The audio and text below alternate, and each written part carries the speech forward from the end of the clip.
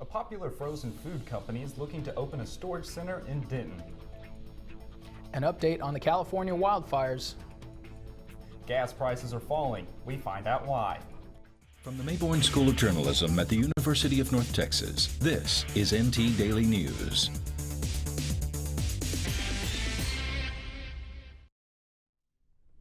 Tyson Foods may be expanding in Denton.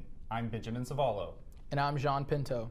The Denton Record Chronicle reports the company is considering building a storage center and a distribution center. The building could go near here, near the intersection of Drim Crystal Road and Western Boulevard. Full-time employment will be offered to 100 people at an average wage of about $25 an hour. No timeline for the project has been released. There will be a discussion about the next step in the process on November 27th at the Denton City Council work session. Changes are coming to United Way of Denton. NT Daily's Michael Oliveris is live on Teasley Lane to tell us more. Behind me, it looks like a storage room full of office furniture, but it'll soon be transformed into a new office space for one of the largest nonprofit organizations in Denton. United Way of Denton County is expanding their office space and saving money at the same time.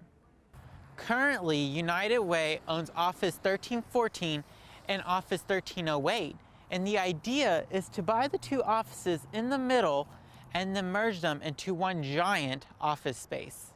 The cost to own and to renovate 12,000 square feet will be at least $1 million less all in than the cost to construct a new building of 12,000 square feet.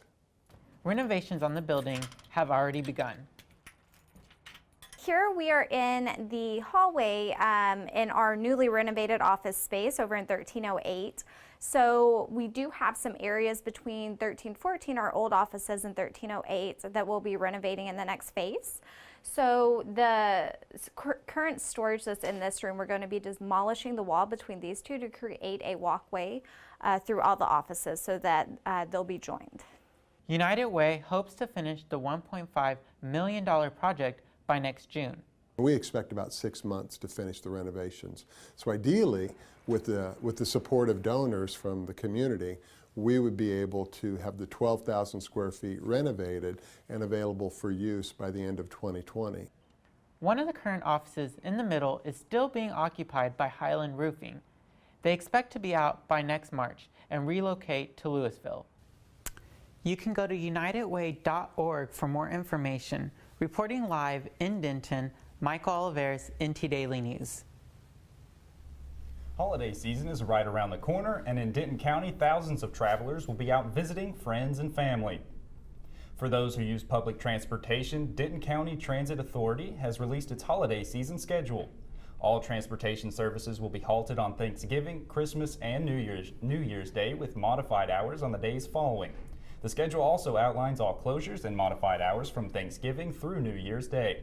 For specific services and more detailed information, visit dcta.net. The Denton School Board got its first glance at a new high school that'll be built along North Bonnie Bray Street. This project will be the most expensive investment for Denton ISD, costing almost $200 million. The school is part of the bond package voters approved in May.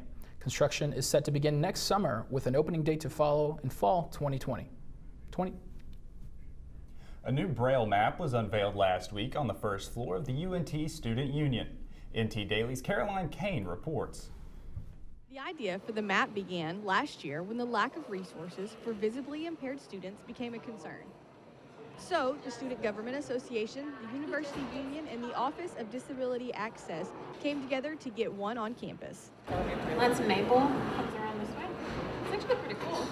On the left side of the map, there are three-dimensional moldings of each building on UNT's campus. On the right side is an index with the name of each building in Braille, along with the number that represents it on the map. The factory, a space inside Willis Library with a 3D printer, printed the map. Current SGA President Mohammed Kara explains the year-long process to get the Braille map on campus. For the design itself, we kind of basically based it off of like our UNT map as well. So that kind of came together with individuals from ODA specifically and with the individuals from the factory. They were the ones kind of designing and developing the shapes, while ODA was the ones kind of developing the language for Braille. UNT senior Ethan Ligon, who is 100% blind, told me how he learned to get around campus before he had the map for reference. I kind of just walked around, and I would, I'd just come out to like the library mall, and I guess at that time it was the old Union, and I'd go in and see what different places were like. I used to come into the old Union and get ice cream at Beth Marie's all the time, and I would, it was more just exploring, really, and I would just figure out what's in what building, that kind of thing. The campus is always growing, so buildings can easily be added to the map. The structure is also movable. Ethan Ligon's only complaint? Oh, it's really cool. Honestly, I think they should have bragged about it more. Like, no, that's the thing. I only heard about it because a friend was like, hey, did you see the new Braille map? I'm like, what new Braille map? Like, oh, the new Braille map of campus. I'm like, what do you mean? What is this? And I didn't even know about it until I think probably the day it went in. Caroline Kane, NT Daily News. The new Braille map is located on the first floor of the Union, right outside Which Wich. UNT Health and Science Center and TCU partnered together for a School of Medicine in Fort Worth. Students can now begin applying to the program. 60 inaugural students will be selected. The first year of tuition has been paid for by Paul Dorman, CEO of DFB Pharmaceuticals. The inaugural class will be known as Dorman Scholars. Applications close December 15th. Coming up, we'll tell you what firefighters are doing to calm the California wildfires. Also, we'll pay tribute to Marvel legend Stan Lee. Well, Thomas, you've got prediabetes. But with more exercise and a change in diet, it can be reversed. I've tried exercising. It just makes me hungry for bacon. I love bacon, too. And who really likes to exercise? Not me. Me neither. Nobody. So we're good? What? Oh, you still have prediabetes. Big time.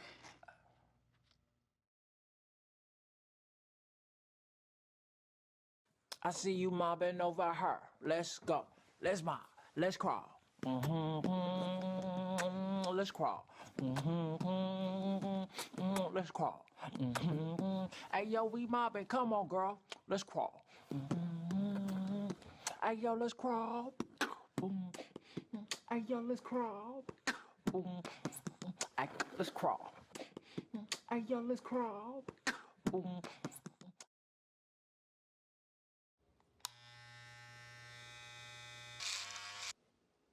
You've messed up your son's haircut. Mom? Do you A, try to fix it? Like it never happened. B, work with what you got? Or C, show solidarity? Thank you, babe. As a parent, there are no perfect answers. But you don't have to be perfect to be a perfect parent. Thousands of teens in foster care will love you just the same. Marie, you have prediabetes. Prediabetes? I don't have time to eat right or exercise. I'm a busy mom. Oh, you're a busy mom. Yeah. This is great news. Busy moms never get prediabetes. Wait, what? Let me just... Yeah, this is all the people at risk for prediabetes, and way over here, busy moms. No?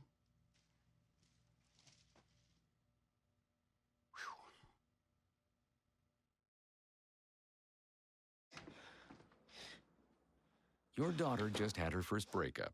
Do you A, put yourself in her shoes? B, console her? Don't worry, sweetie. This is gonna happen a lot. Or C, find her a new boyfriend? Nice, single boys. That was weird. As a parent, there are no perfect answers. But you don't have to be perfect to be a perfect parent. Thousands of teens in foster care will love you just the same. 1 week has passed since the Camp and Moosley fires began burning in California. Some people are returning to their homes, while a number of people missing continues to rise. CNN's Omar Jimenez reports. In Southern California, people who lost their homes to the Woolsey fire are beginning to pick up the pieces. I'm at peace with it. So, and I have an army of amazing people behind me to get my feet back together and start over again. So I just feel awfully lucky. Up north at the campfire, the focus is now shifting to those unaccounted for. There are a lot of people that want some answers. They are depending on us to find their loved one. The National Guard is assisting in the search, sifting through debris and turning over rubble, looking for bodies. The majority of the missing are from Paradise, a Northern California town all but wiped from the face of the earth. We went all over town yesterday, and we did not see any neighborhood that wasn't devastated. The mayor of Paradise says they were not prepared for the fire's speed. The winds were so strong, it was blowing embers 1 to 2 miles. The fire chiefs told me that. It was just blowing in 2 miles at a time. We had no time at all, maybe 5 minutes. Still, she is confident they will rise from the ashes. We're gonna come back, we're gonna rebuild, we're gonna make Paradise paradise again. In Calabasas, California, I'm Omar Jimenez. The Butte County Sheriff's Department is currently taking DNA samples from family members of the missing victims. The ruling for CNN's lawsuit against the Trump administration has been postponed. The ruling for temporary restraining order and preliminary injunction against the White House will now take place Friday morning. Acosta had his press pass revoked after refusing to give up the microphone during a press conference with President Trump. Family and loved ones gathered Wednesday to celebrate the life of Cody Kaufman. He's one of the 12 people killed in last week's mass shooting at the Borderline Bar and Grill in Southern California. As Crystal Cruz reports, friends said Cody helped save their lives that night. Said he is my absolute hero because I don't think any of us would still be here if it wasn't for him. I really don't think we would. Friends of 22-year-old Cody Kaufman remembered him as a hero the night he was murdered at the Borderline Bar in Thousand Oaks. He very selflessly made sure that we were okay before he was okay. And I will always see him as my hero. Cody's dad, Jason Kaufman, very proud of what his son did 1 week ago tonight when a shooter killed 12 people during college night. Cody was the first one to stand up, the first one to protect, the first one to shield the girls that he was with. He was right there ushering out. I know that Cody's back. The girls were in front, Cody was behind, and they left, he didn't. Cody's grandpa spoke about forgiveness at a packed memorial for his grandson. So I asked myself, if I want to go to heaven, right, and all they want you to do when they're telling you is you got to be able to forgive here. If you want God to forgive you. Ventura County Sheriff's Office Sergeant Ron Hellis, who was also killed responding to the shooting, will be laid to rest Thursday morning. The comic book world lost an icon this week. Former Marvel Comics editor and publisher Stan Lee died at Cedars-Sinai Medical Center on Monday in Los Angeles. Lee is responsible for creating iconic superheroes such as Spider-Man, Iron Man, and the Black Panther. Lee was 95 years old. And I think Stan Lee, through all of his work, through all the different characters he created, he inspired people to be their better selves. Maybe to be heroes, or as I like to say, hero tears. So, thank you, Stan Lee. Rest in peace. In the words of Stan Lee, "Nuff said." Coming up next, UNT basketball ties a program record 5 games into the 2018 season.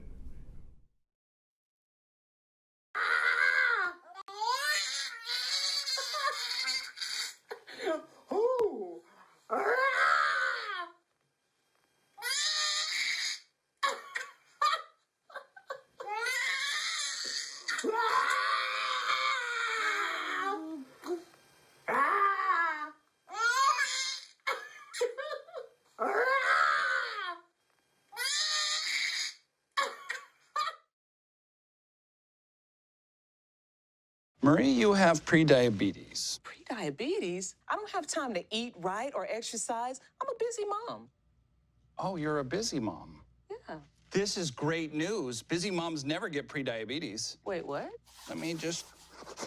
Yeah, this is all the people at risk for prediabetes, and way over here, busy moms. No?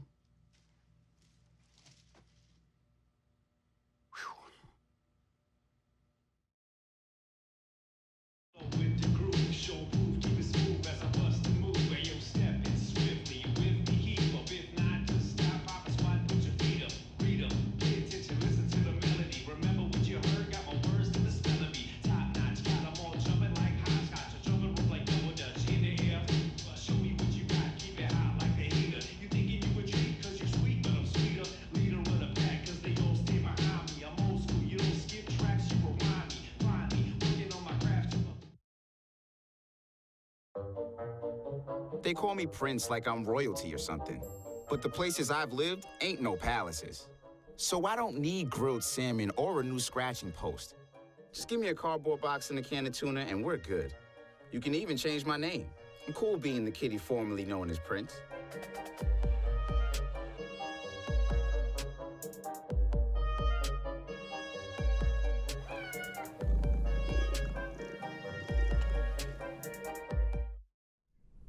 The UNT women's basketball team is looking to bounce back from their loss to Texas on Monday. They only lost by 10 to the 11th ranked Longhorns. The team takes on another Big 12 foe this Friday. Martez Masels-Huff has the story. Running up and down the court swishing threes is the least of the UNT women's basketball worries. Rebounding is the main focus this week. We defended really well. Looking back at the stats, I realized that Texas wasn't able to make any threes, and that's really big because, they got some real good three-point shooters. Another thing that I think we could have worked on and done better at in the game was rebounding. UNT was out-rebounded, but the coach knows this loss will only make her players practice harder. We've worked really hard as a team, have a really hungry team. They are energetic, they believe in each other, they want to win, and so they work very hard to do that. And so I know we'll get better and bounce back from this game from Monday. We've learned a lot from it. The team also faces another challenge. This week, the Eagles travel to Manhattan to play Kansas State University. It's them against the crowd. Experience of playing basketball, you're not really going to have anybody on your side but your team. So when you go in there, it's just you, your teammates and your coaches. So we have to really take advantage of that and do stuff early in the game so it won't lead up to any faults at the end of the game. UT and Kansas are two of the toughest teams UNT will face, but it gets them ready for when it really counts. The conference games coming up in January. Martez Masels-Huff, NT Daily News. You can catch the UNT women's basketball team at the Pit for their next home game against Missouri State on Saturday, December 1st. UNT's men's basketball tied the program record for the most three-pointers made in a game, beating Texas A&M Commerce 102-53. The men's team made 19 shots from three-point range, tying the school record that was set against Mary Hardin-Baylor in 1996. Thursday is your last chance to watch Mean Green football at Apogee Stadium.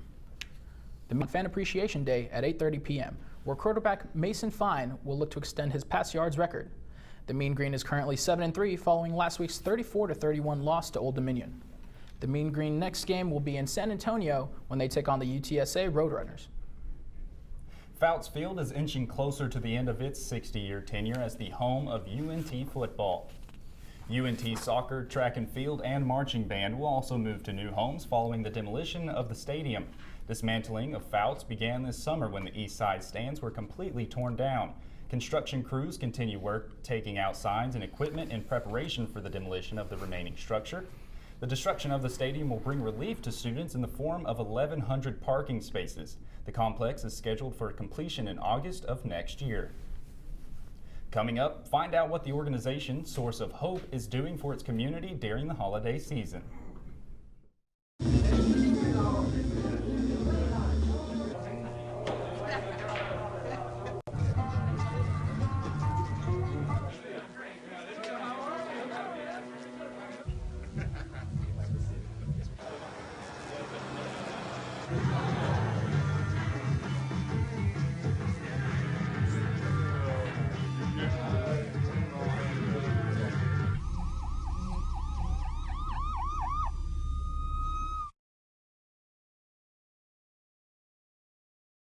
I see you mobbing over her. Let's go.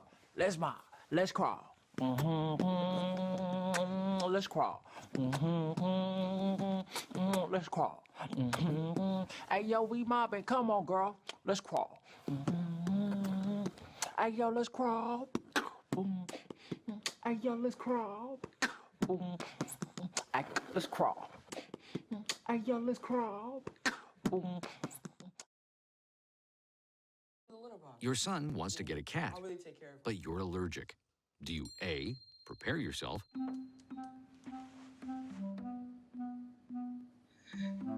B, make the best of it, C squared equals 25.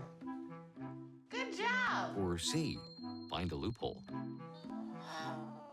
When it comes to parenting, there are no perfect answers, but that's okay, because you don't have to be perfect to be a perfect parent. Teens in foster care will love you just the same. This is the story of a boy who was very sensitive to lights and sounds. So he built secret hiding places where nothing could get in. The boy didn't like looking people in the eye. It made him feel uncomfortable. One day, he found out he had something called autism. His family got him help, and slowly, he learned how to live with it better. Early intervention can make a lifetime of difference. Learn the signs at autismspeaks.org. Plano's Source of Hope is having a food drive on Friday at the Cornerstone Kitchen. The nonprofits will also provide haircuts, showers, and a change of clothes for those who need it. Founder and president QC Stone sat down with me to explain why helping out those in need is close to her heart. I've been orphaned twice. I escaped out of Vietnam to this country for 13 days with no food and no drinks. And I got out all poverty. I married my college sweetheart for 24 years and thought my life would be such a happily ever, this princess in America, immigrant, but that's not so. For 6 years now, cosmetologist QC Stone and her nonprofit, Source of Hope, have been providing food, financial aid, and some cosmetic procedures for people with low income and the homeless. She says she's able to help now, but about 8 years ago, her eldest daughter, Nicole, had a brain tumor, and they had to sell everything they owned to afford treatment. We have to sell everything. We have land. We have everything. We have to sell it all and live in the beauty salon at that time during our daughter with brain tumor that she's not supposed to live. But, thank God she's now graduated from college and have a successful job. The family rebuilt, but during the 2008 reception, they were at the brink of bankruptcy and lost almost everything again. QC's youngest daughter, Annalise, who she considers a co-founder, remembers how difficult poverty can be and why organizations like Source of Hope are so important. I remember taking my piggy bank and giving it to my parents, and my parents' just hearts breaking because they didn't know how to provide for us. And I know how hard it is, and I know that it's hard for other people. So I really do appreciate and love the Source of Hope for helping other students that were like us and that are like my friends. Knowing poverty and homelessness, QC decided to give back, creating Source of Hope. The organization is based on 4 principles: education, sharing and preparing meals, and helping people feel better about themselves. This chair may be empty now, but with an appointment, Stone gives makeovers, does simple cosmetic procedures, and styles hair. We do cystic acne. We do for people that have breast cancer. We can provide areola. We have cancer that does not have eyebrows, so we can be able to do the procedure, cosmetic surgery like that, non-invasive. We have people that have lupus that doesn't have hair, so we'd be able to fit them with wigs. Stone also helps low-income students with advanced education, scholarships, and jobs in cosmetology. Source of Hope is proud to be recognized by different cities for being a nonprofit and making a difference. They were also recognized by the state of Texas and Congress for their 1st and 5th year anniversary. They plan to continue to expand and create clinics all over DFW to help those in need. In a time when mass shootings at schools are more frequent, officials continue to look for ways to secure campuses. This time, a solution came from Denton firefighters. NT Daily's Dante Nunez has the story. Thanks, Ben. When fire hoses get decommissioned, the department is required to destroy the old hoses because of wear or age. But instead of destroying the hoses, firefighters cut them into 12-inch sections.